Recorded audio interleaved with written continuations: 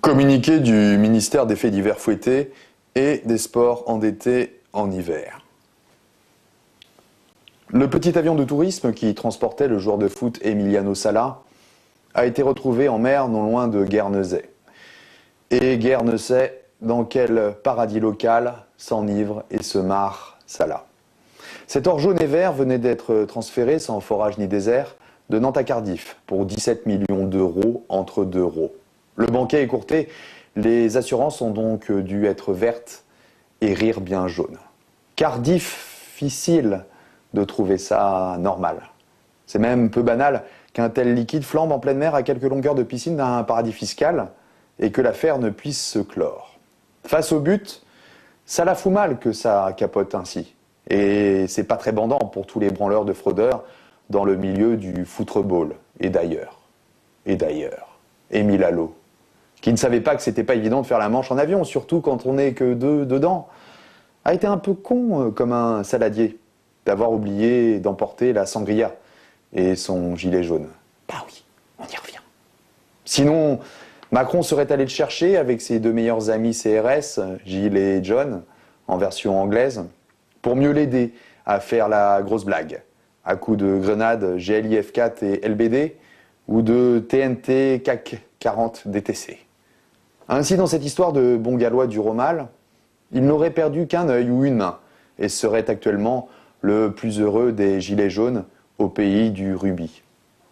Et puis, ça l'a mitraillé de doute, ce transfert.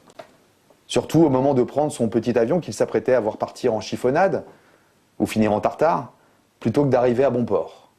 Il quittait des gens bons, des supporters nantais pas vraiment nantis et pas encore anéantis, qui avaient des tripes et le bon goût de ne manger qu'une fois par jour, de ne pas être pur porridge en fait. Émile Allot ou Auvin ne les qualifiait pas de moutons, mais de savoureux et magiques, déclarant même une fois « ceux-ci sont secs, malgré un temps de cochon.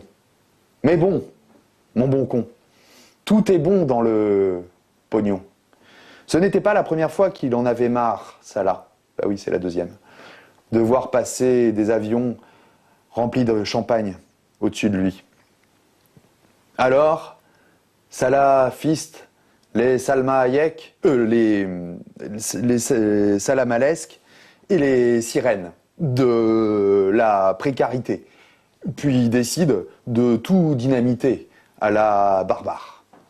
Smicard au FC Nantes, 45 fois par mois, ça lasse. Parti dans les airs, son salalalaire sera multiplié par 7, sans tralalalaire au pays de Candy, au pays de Pigalle, enfin c'est pareil. Et Tralalaland, sonnant et trébuchant, devint un Trashlalaland écœurant, via EasyJet 27. Mais comme le dit mon fils fucking de 10 ans, Paolo, mieux vaut être un tenteur qu'un détenteur. Malekoum Salah, même s'il ne se prénommait pas du tout Mohamed from Liverpool. Sinon, il se serait pris pour le Messie et craché volontairement sur Big Ben.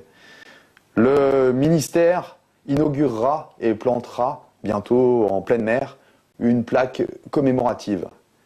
Sigil et jaune rire de l'Émile, argentin. Et c'est pas du Zola. Salut le vaurien.